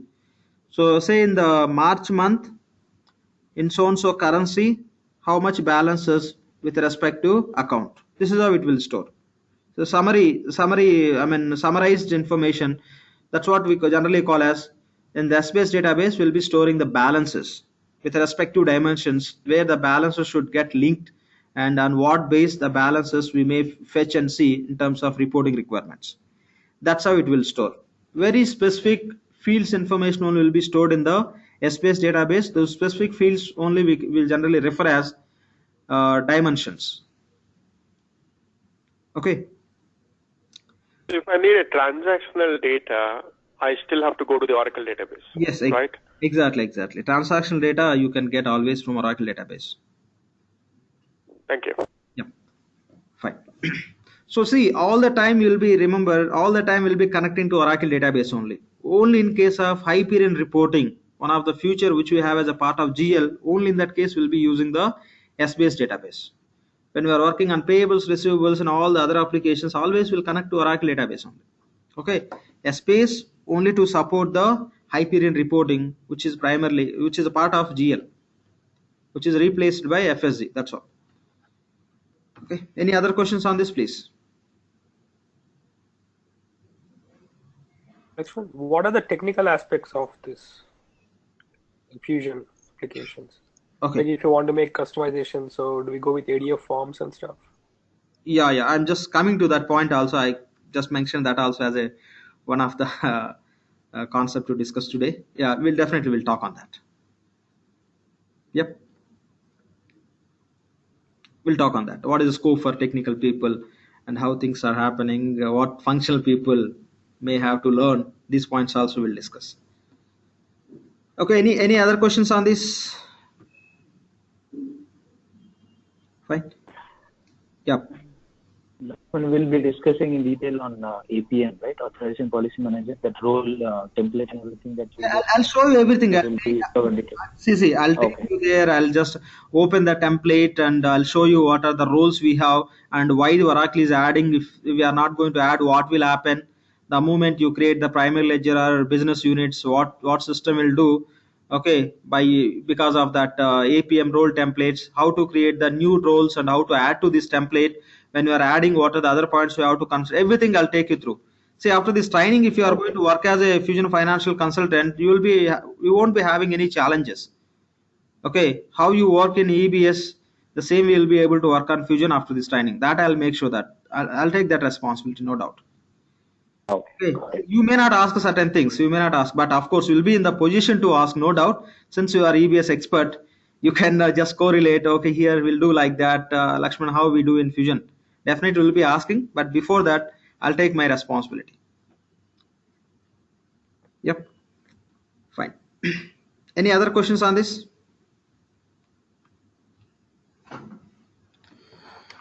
Fine. If no question, just we can move on to next point. See the same slide I given here. You can just look into that. This is the Fusion architecture.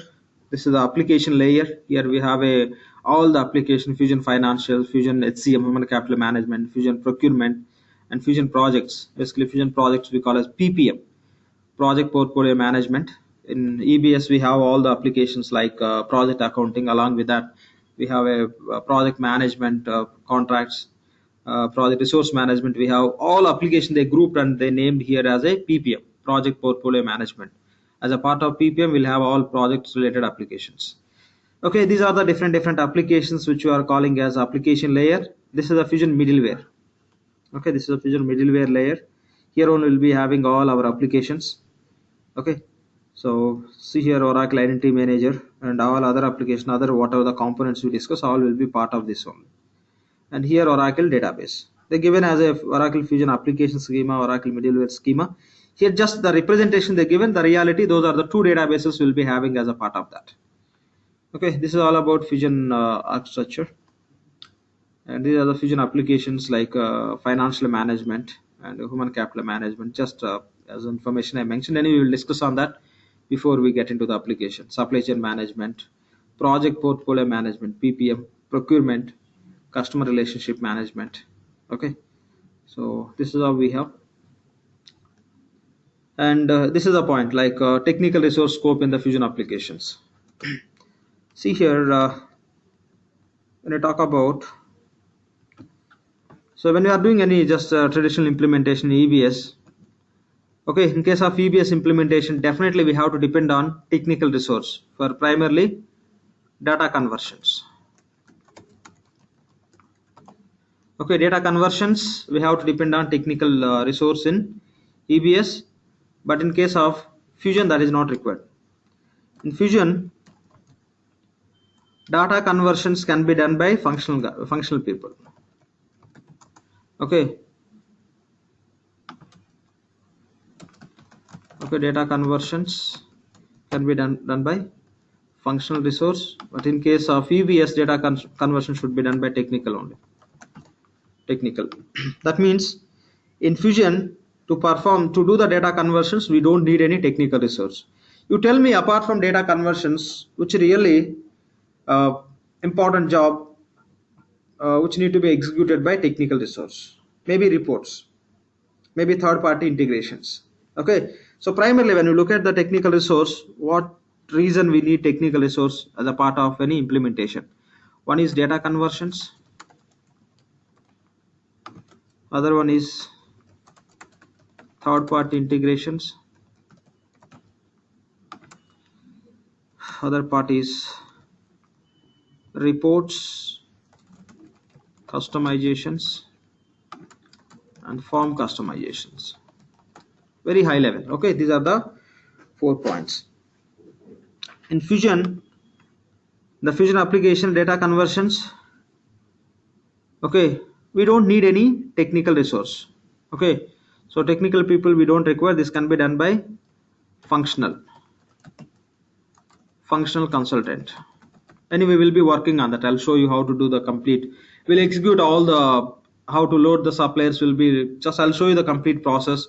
I'll show you the results also. Will complete process will execute, and open invoices how to load, and how to load the customer data, how to load the open invoices in receivables, and how to load the assets. All the information we'll see. And third party integrations in case of Fusion, so definitely they should have a knowledge on SOA, service oriented architecture.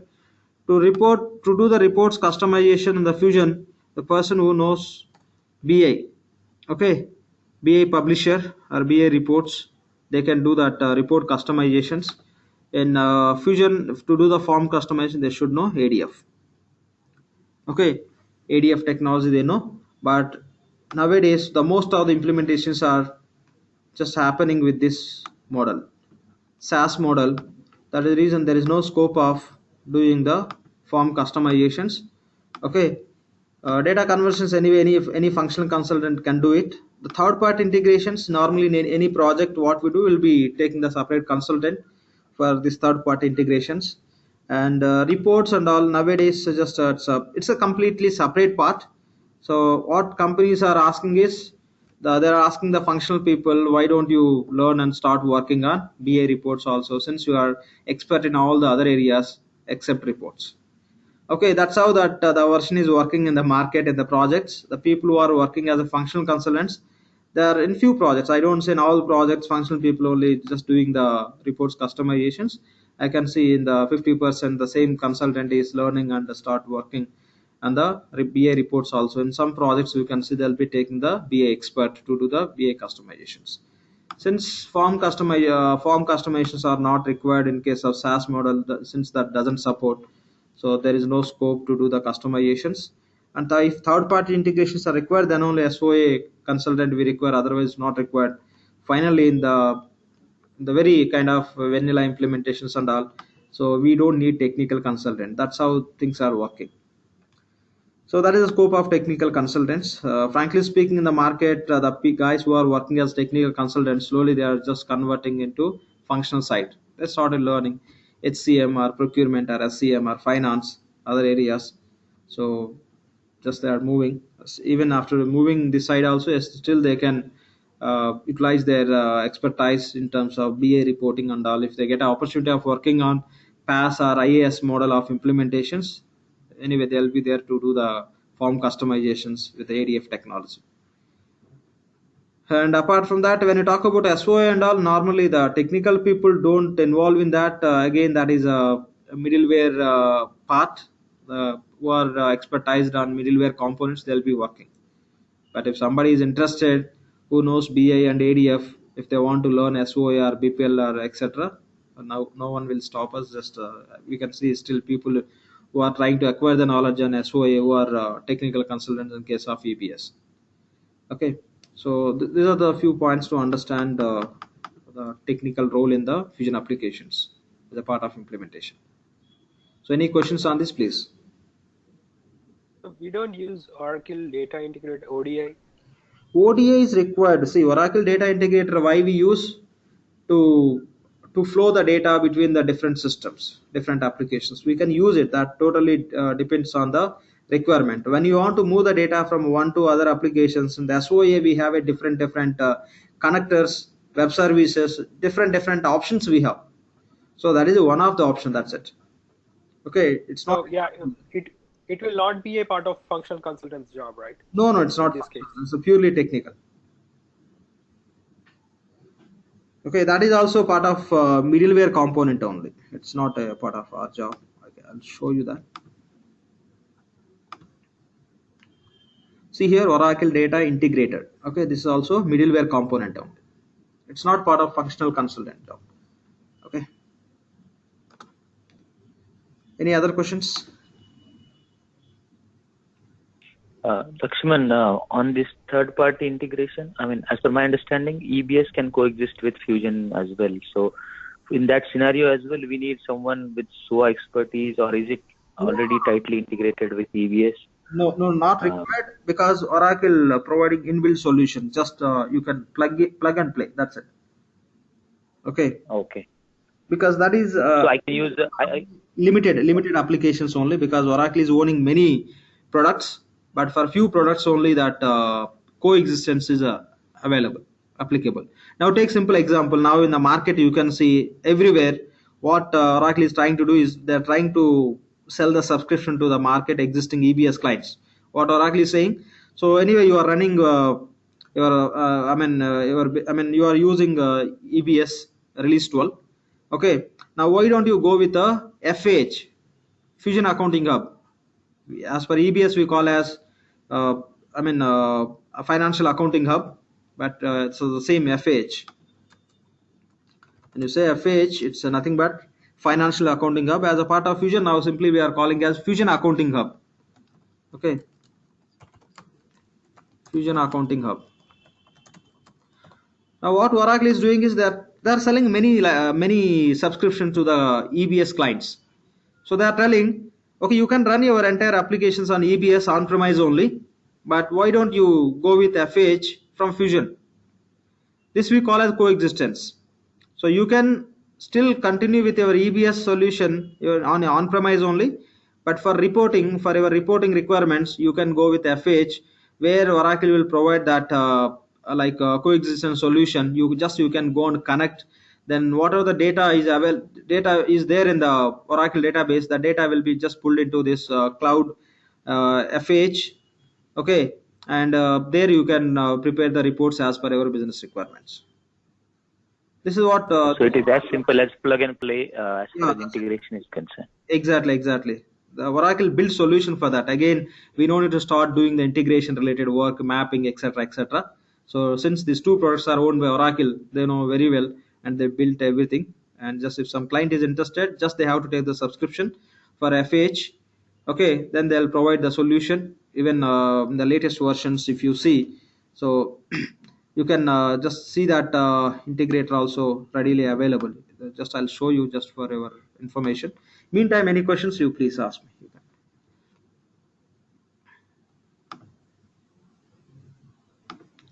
Any questions?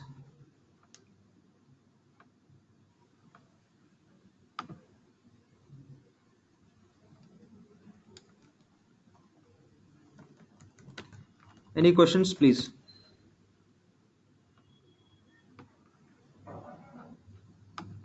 Simple. It's a ready-made solution is available in case of coexistence. See, this is an on-premise instance, on-premise server, EBS. So this from here, if you want to pull the data into cloud as a part of FH solution, just in the latest versions Oracle given, I think this solution is possible from 12.1.3.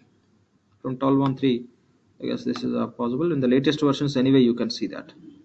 Setup, financials. See here, Fusion coexistence mapping. Okay. Ledger calendar mapping you can do. Automatic system will fetch the data into Fusion cloud. Okay, that's how we have. Any questions here?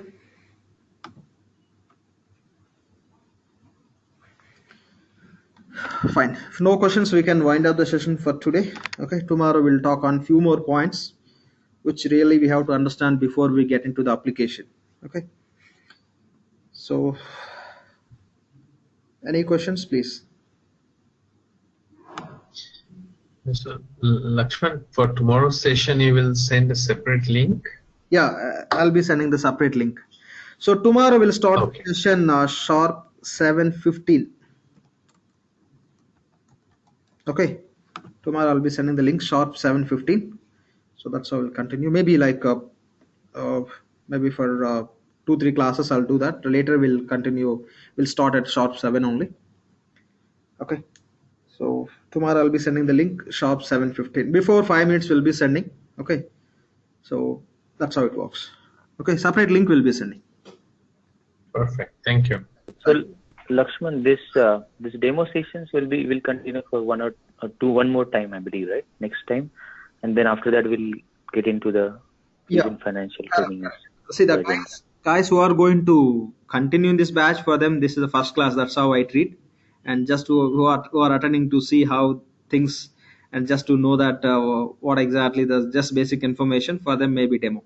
But I treat from my side, this is a batch we started and this is the first class, maybe it's demo. Okay.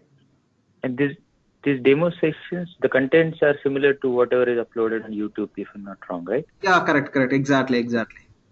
Those also taken by me, so almost more or less same, because here I given the what I can say here, agenda I given, right? Almost same information you can see there.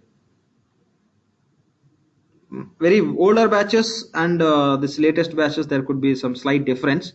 We added few more points, but for previous batch and prior to that, whatever the batch we run, it's almost same. I think other point I have here, the course content. Okay, to talk on this. So when I talk about the course content, Laxman, yeah, please. I'm sorry, I think you might be covering that, what I'm asking. I may have missed it, or how long is this course? And I think you have to cover that. Yeah, I'll talk on this now. Fine. So now in the market, we have a latest version as release 11. Okay, so release 11 version is available in the market. So we'll be giving training. The classes will be running on the release 11, as well as you'll get instance access also for release 11 only. That is the latest version. And when I talk about course content, so primarily we'll be focusing on these modules: general ledger, accounts payables, receivables, cash management, and fixed assets. These 5 modules primarily will be focusing. And fusion expense, nothing but I expense. I'll just take you through the basic configuration and do transaction flow. I'll just show you what setups need to be done in the fusion environment to implement fusion expense, and we'll set up the approvals for fusion expense also for expense report, and we'll approve and we'll be interfacing that expense report into payables. Up to that, I'll be showing the cycle. And fusion purchasing, we'll do the basic configuration for fusion purchasing, and we'll set the PO approvals, and we'll create the purchase order. Based on purchase order, we'll see the invoice creation, the payables. When I talk about fusion tax, nothing but EBT. Here we are calling as fusion tax. Here also I'll take you through the basic configuration, and we'll make sure that tax is calculating the payables or receivables based on the configuration. So apart from that, these are the other areas which we have to understand as a separate modules, like fusion setup manager. Means in fusion, what are the setups you do, you will be doing from FSM only. That will cover, and as we discussed just now, OM, Oracle Identity Manager, and APM, BPM. On these areas also will be working on. So apart from that, just I mentioned as some highlights.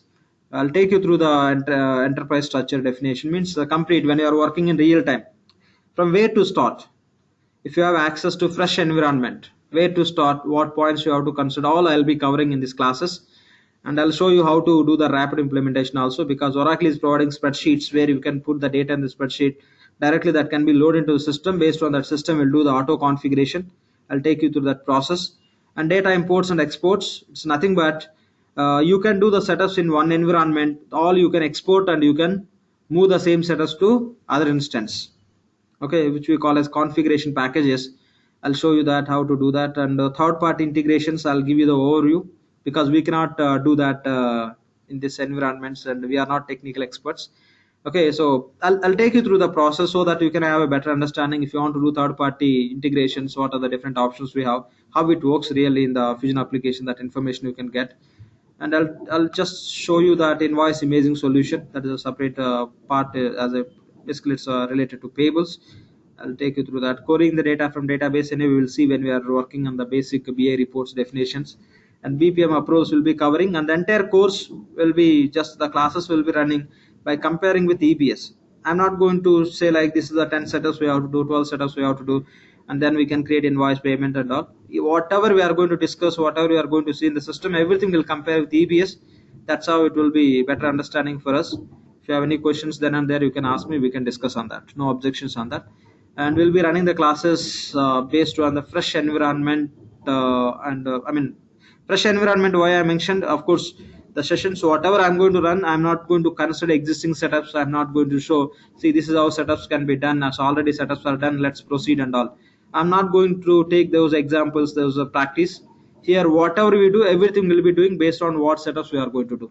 So completely we'll be building the enterprise. Say if you talk about EBS, we'll create our own multi-org structure. Within our multi-org structure, when we are working, that is the reality when you are working in the real time, right? In the same way, here also we'll do in the same ways, on the same way. Okay, that's what I'm mentioning. That too later question will be running. If you look into that detailed setups, general ledger, these are the basic setups, and these are the different concepts which we are going to cover. Okay, including revaluation, translation, consolidations, FRS, all the reports and all these all will be covering. In case of payables, these are the basic configuration we'll be covering, and these are the different concepts we'll be doing everything, the configuration as well as process. Everything will do required setups and we'll be testing. That's how we'll run all the classes. And receivables related configuration. These are the different concepts we are going to cover. Okay, Laxman, I'm not sure if it is only me, but you're breaking, I believe, in between. Okay, give me 1 second.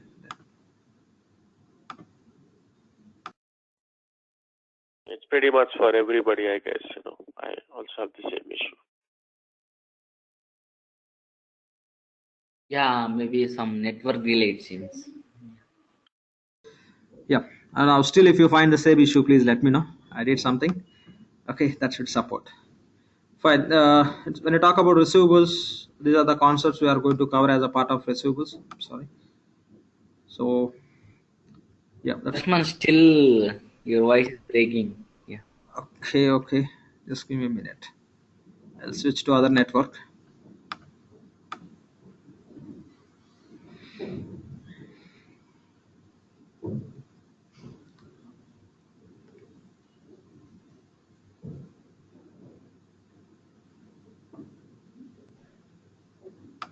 Okay, fine.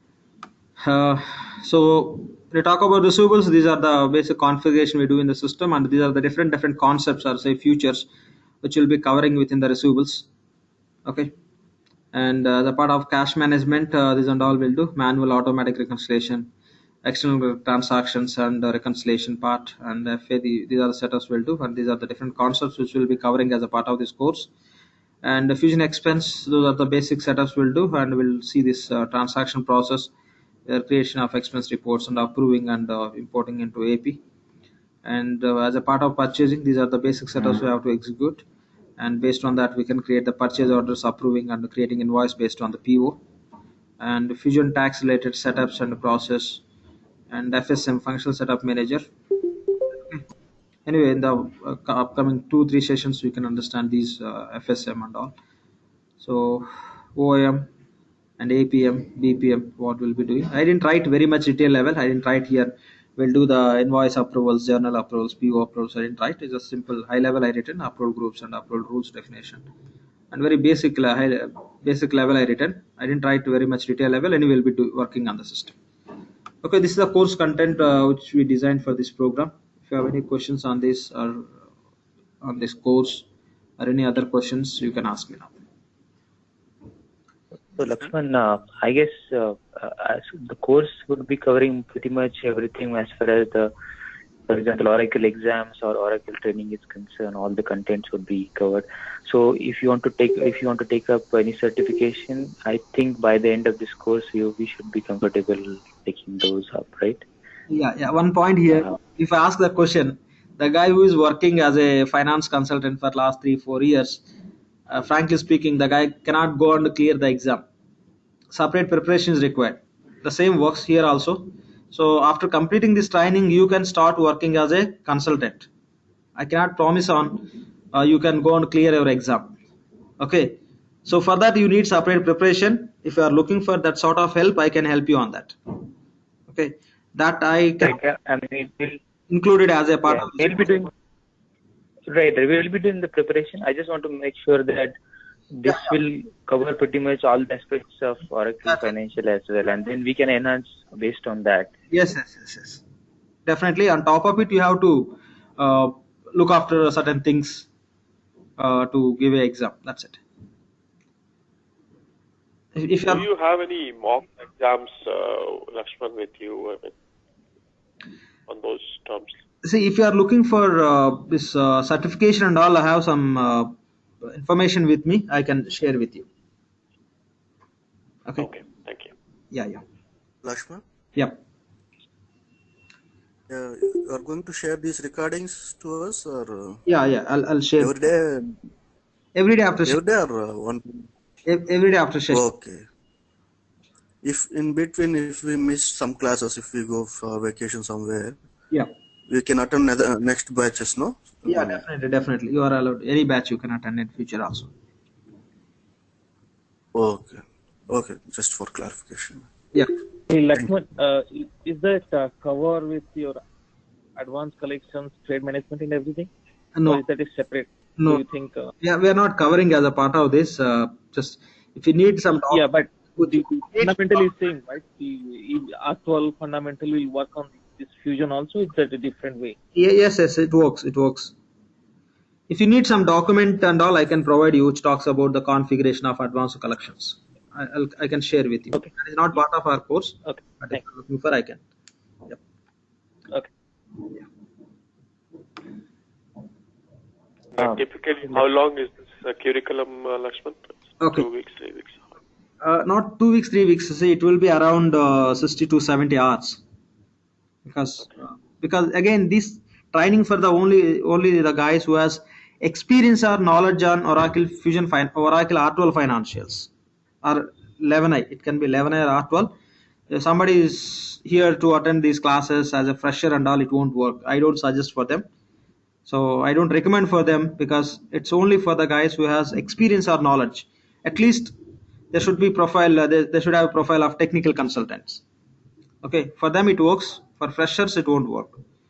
So for them only it takes around 60 to 70 hours. That means we are going to touch that much detail level, whatever we have to understand being a finance functional consultant. So Laxman, this Fusion Financial would be pretty much similar to R12 concepts as well, if I understand correctly. So you think that if somebody is, let's say, from distribution background and hasn't worked in finance as much, they should first, go through R12 and just understand the basic concept before starting this, or even parallelly. Will that work? No, better, see, because tomorrow if I'm going to talk about primary ledger, and if I'm going to talk about reporting ledger, secondary ledger, if you know those purposes, then you can attend. Okay, so if you are not aware of those, right, it will be a bit critical. See, because here I am not going to talk about what is the purpose of primary ledger, because the guys who are from EPS, they know very well, who are finance consultants, what is the meaning of primary ledger and all. I am not going to explain what is the primary ledger, how that can be created here. But if there is some new concept which you don't see in EBS, definitely I'll be explaining what is the purpose, or where it will come into the picture, what we can do. These all points I'll be explaining. But whatever we have in EBS, okay, generally which everybody come across when they're working, or at least when they're learning, those points I'm not going to focus on that more and more to explain again. Okay. Many people don't like it, right? That is the reason I'm not going to just run these classes like for beginners. Yeah, that's fair enough. Yeah. Right. One more question, actually. You mentioned that you will be covering some part of purchasing to support the account payable cycle, right? Purchasing. Is that also applicable for account receivables? Will you be creating order cycles, sales order? No. That we didn't cover. That we are not going to cover.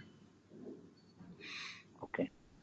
So account receivable is stand with standalone manual invoices, and then again I have to touch that inventory, because the SCM solution is not same as the EBS. They brought like a product management. Now in the Fusion you cannot create items in inventory, and we have to do many setups. That background work we have to do. Then only we can start working on OM. Now here we are calling as order orchestration. So there are many setups which you have to do to support. That is the reason I didn't mention. But if time permits, I'll try, but I'm not promising on that. Whatever I mention the course content, that I'll be covering. If any possibility, if I find from my side, just I'll try to cover that part also, but I'm not promising on that.